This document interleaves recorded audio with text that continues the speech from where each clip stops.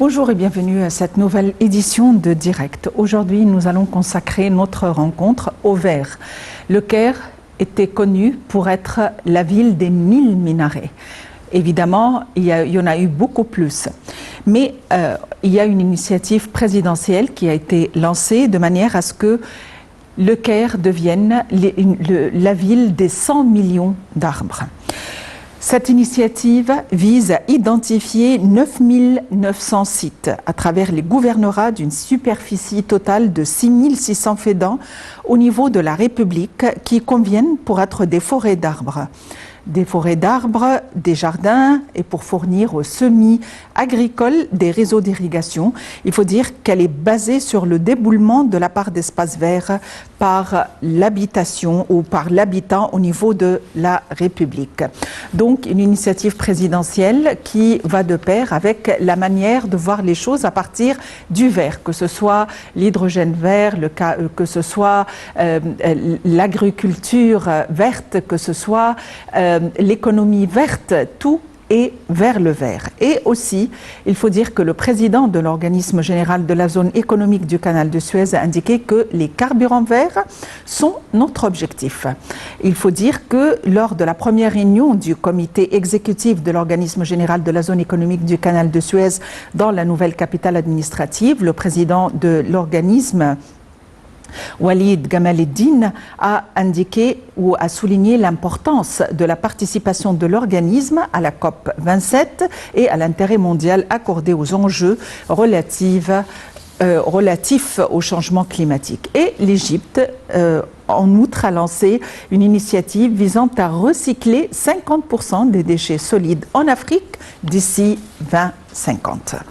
Alors, nous allons aujourd'hui aborder le vert à partir de plusieurs perspectives avec nos experts et nous allons commencer tout de suite par les détails de l'initiative présidentielle susceptible d'implanter 100 millions d'arbres. Les détails.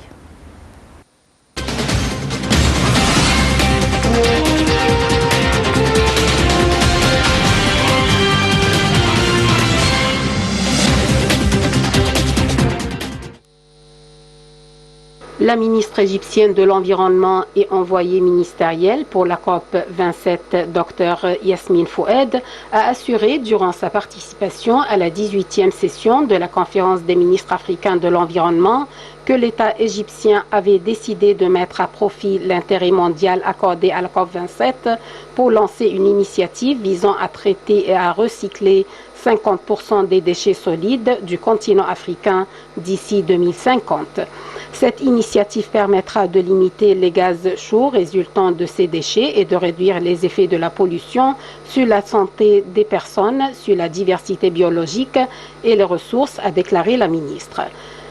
Foued a expliqué que le continent africain connaîtra un grand changement social et économique d'ici 2050. Le continent comptera en effet 1,2 à 2,5 milliards d'habitants en plus. Il est prévu que la quantité de déchets sur le continent passe de 1,6 à 4 milliards de tonnes d'ici 2050. Yasmine Foued a affirmé que l'initiative permettra de diminuer les effets nocifs des déchets conformément aux ambitions annoncées par le président Abdel Fattah el-Sisi qui avait déclaré que la COP27 est une occasion pour prouver l'Union face à une menace existentielle qui ne peut être affrontée qu'à travers une action commune.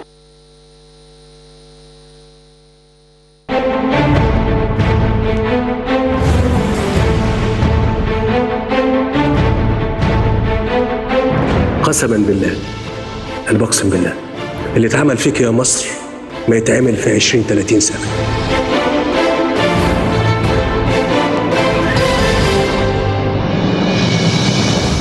هنشيل بلدنا على كتافنا، مش هنسيبها ولا هنضيعها.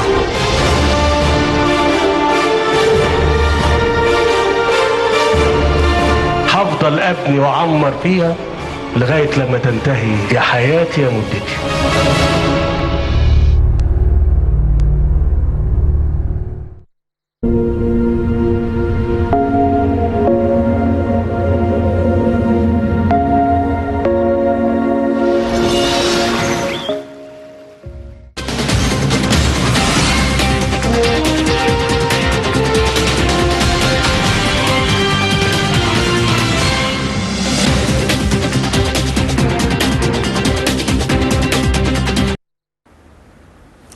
Et pour nous donner plus d'éclaircissements concernant cette initiative, l'initiative présidentielle baptisée 100 millions d'arbres, nous avons le plaisir d'avoir avec nous notre expert d'énergie, Dr Amr Mohsen. Dr Amr Mohsen, bonsoir et bienvenue avec nous. Bonsoir à tout le monde. Dr Amr Mohsen, une initiative présidentielle a été lancée pour planter 100 millions d'arbres. On aimerait en savoir plus sur l'intérêt et l'avantage de cette plantation, de cette initiative. La verdure, c'est quelque chose de très important surtout pour les cités, parce que vous savez, il y a beaucoup de rues et du tarmac, et cela, bien sûr, absorbe beaucoup de chaleur du soleil, et puis ça émet cette chaleur, et comme ça la température dans les cités est beaucoup plus supérieure même que la normale. Alors quand on a une verdure, ça diminue beaucoup le stockage de la chaleur du soleil, et comme ça la vie dans la cité est beaucoup plus plaisante, et bien sûr que ça génère aussi, les arbres génèrent aussi de l'oxygène et absorbent le CO2 des véhicules qui roulent tout le temps. Donc il y a beaucoup de bénéfices quand on a des arbres dans les cités. À présent, le monde entier réfléchit à partir de la perspective vert, le carburant vert. Et justement, nous avons une déclaration avancée par le président de l'organisme général de la zone économique du canal de Suez, selon laquelle les carburants verts sont notre objectif. D'abord, qu'est-ce qu'on qualifie de carburant vert? C'est quoi le carburant vert? Le carburant vert, c'est une substance qui nous permet de réaliser ce qu'on veut, c'est-à-dire le transport dans les véhicules, ou bien la génération de l'électricité, tout ce qui, tous les activités que les êtres humains laissent fonctionner pour produire quelque chose d'important, ou bien transport, ou bien électricité, etc. Et bien sûr, le carburant qu'on utilise maintenant n'est pas vert du tout, parce que ça génère du CO2 et des gaz à effet de serre, donc le changement climatique s'accélère. Mais quand on parle de carburant vert, on réalise tout ce qu'on veut, on génère de l'électricité, on a le transport d'un point à l'autre, que ce soit le transport des êtres humains, ou bien le transport des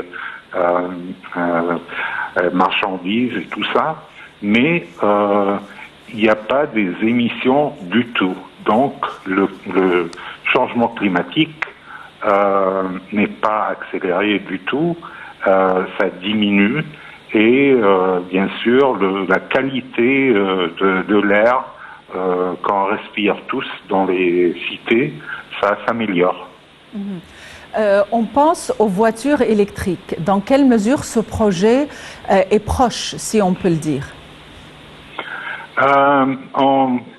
Tout le monde le sait, on a lu dans les journaux et partout, qu'il y a 2 ans, le gouvernement égyptien a signé un accord avec une compagnie chinoise spécialisée aux véhicules électriques, pour que l'on commence à produire ces véhicules ici en Égypte.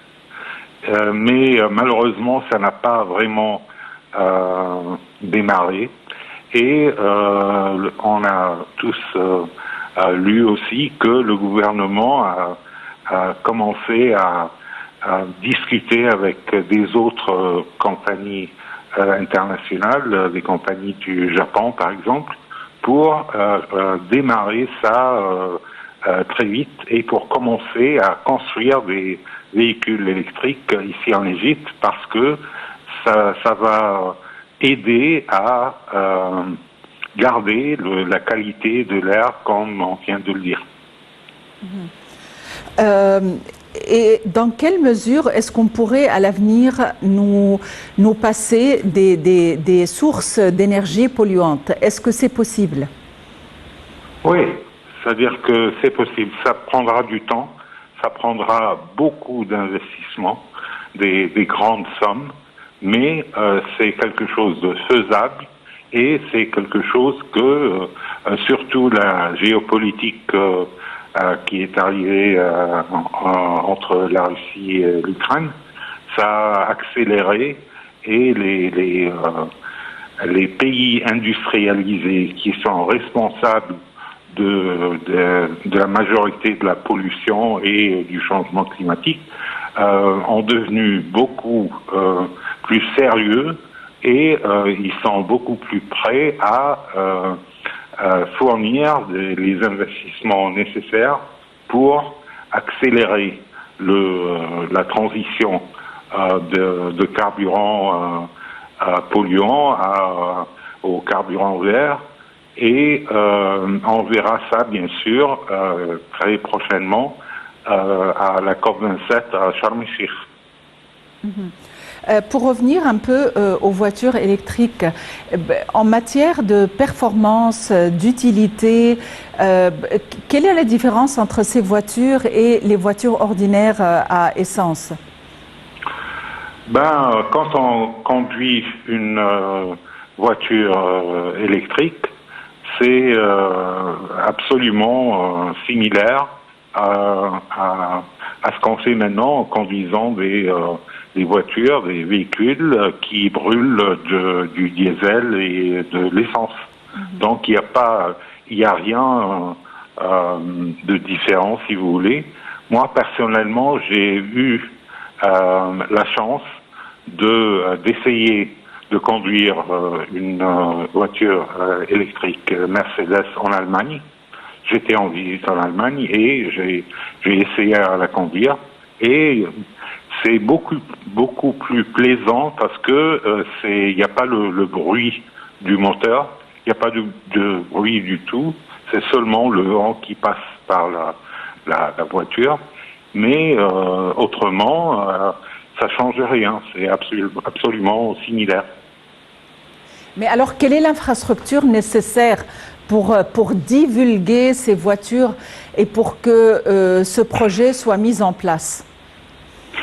Il faut absolument avoir des stations de service là où on pourrait charger les véhicules électriques avec de l'électricité. Et la technologie avance d'une manière très très intéressante parce qu'il y a seulement, disons, 1 an, pour charger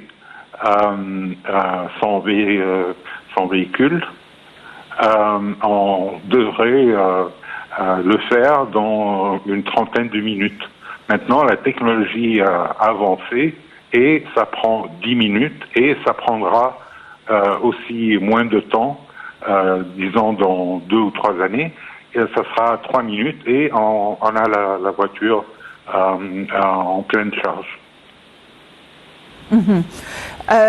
Nous avons aussi une autre nouvelle concernant l'initiative lancée par l'Égypte relative au recyclage de 50% des déchets solides en Afrique d'ici 2050. Comment se passe ce processus de recyclage? Le recyclage en général est très très important parce que si on ne prend pas ça sérieusement, le problème sera trop dur. Donc il faut vraiment avoir une économie circulaire.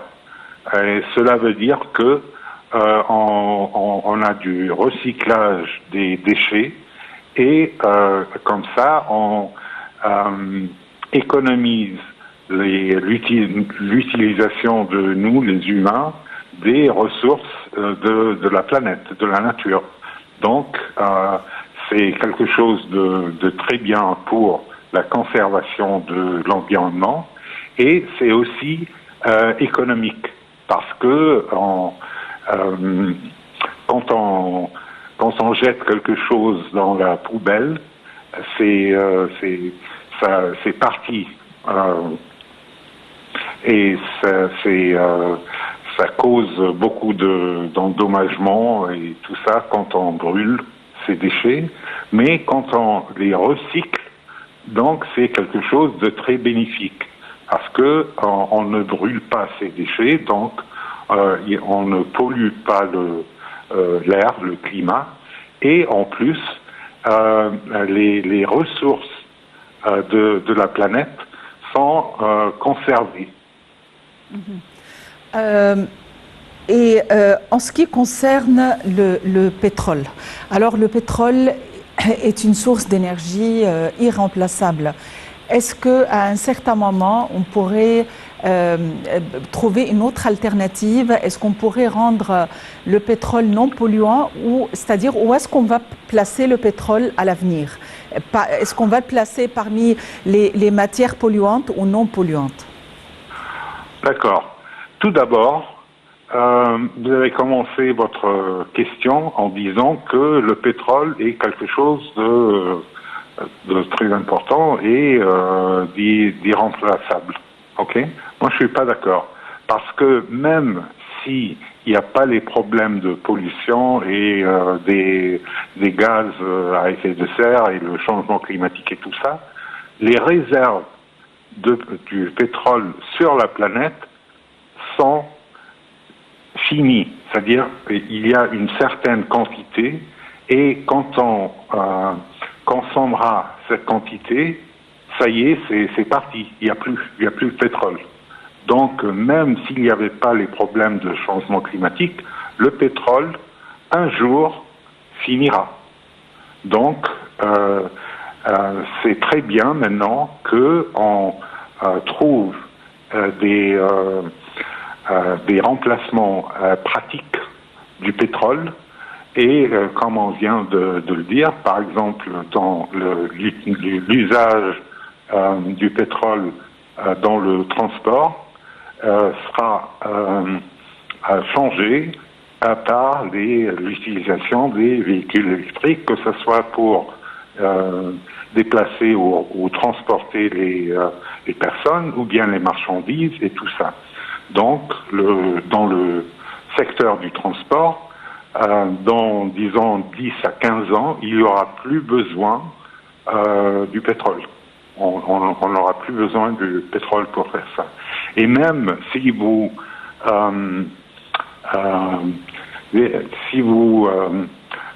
on trouve maintenant qu'il y a plusieurs pays européens, comme par exemple l'Allemagne, qui est un producteur de véhicules très très important, numéro 2 dans le monde entier, ils ont décidé que dès l'année 2030, il y aura plus de production de voitures de diesel. C'est-à-dire que ce sera interdit. Et il y a beaucoup de pays qui ont pris des décisions pareilles. C'est-à-dire que l'utilisation du pétrole dans le secteur du transport sera terminée. On n'aura plus besoin de pétrole dans le secteur du transport.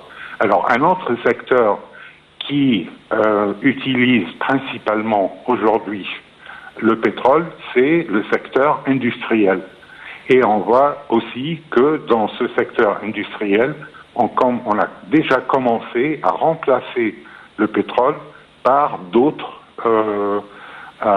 ressources qui sont propres.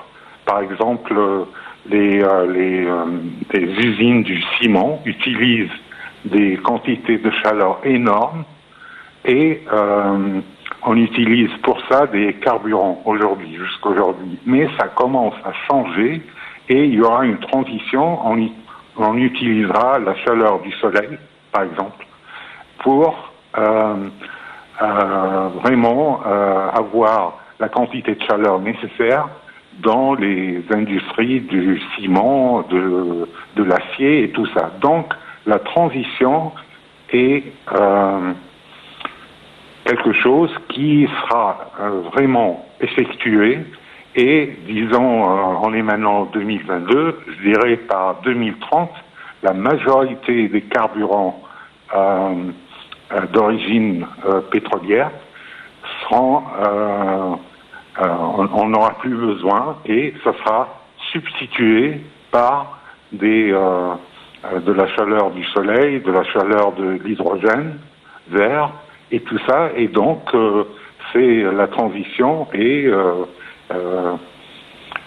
quelque chose qui sera vraiment et pratiquement, c'est-à-dire conclu.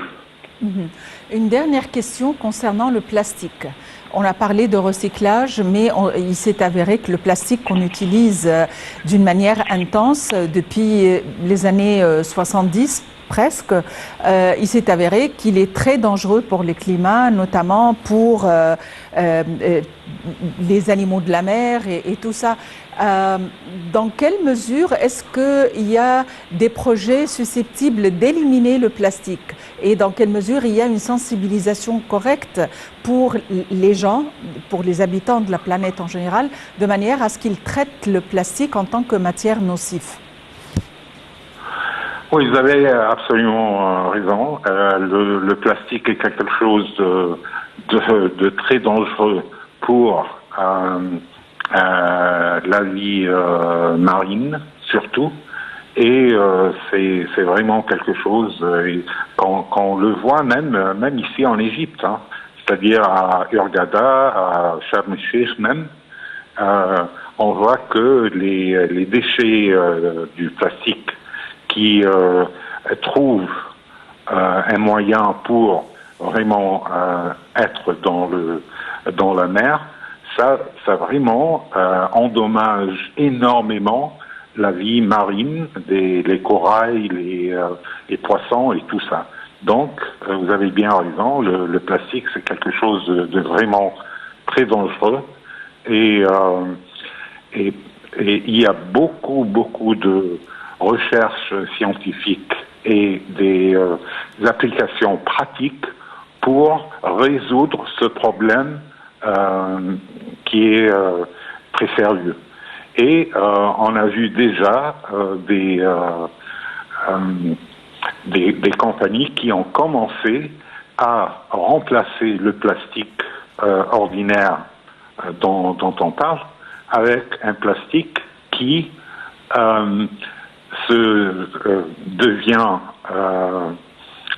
disparaît dans l'environnement dans, c'est-à-dire peut-être un mois.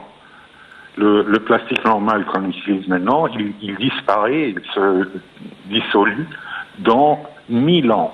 Ça prendra un millier d'années pour que ça se dissolue dans l'environnement. Maintenant, il y a des plastiques qui vont être ils ne vont pas endommager l'environnement parce qu'ils disparaissent dans moins d'un mois. C'est une des solutions. C'est pas la solution unique, mais c'est une des solutions.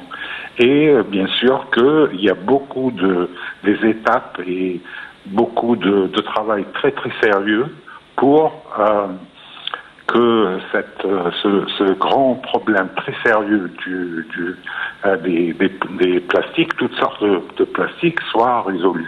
Donc, il ne faut pas s'inquiéter, ça sera résolu dans, disons, 2 ou 3 ans. Très bien. Docteur Amr Mohsen, vous êtes expert en énergie. Merci d'avoir été avec nous aujourd'hui. Donc, apparemment, il y a plusieurs genres de plastique et la sensibilisation a fait qu'il y a une matière plastique qui pourrait être dissoute durant un mois. Et ça, c'est un des éléments que Docteur Amr Mohsen, notre expert en énergie, a discuté. Nous avons encore beaucoup à dire. À tout de suite.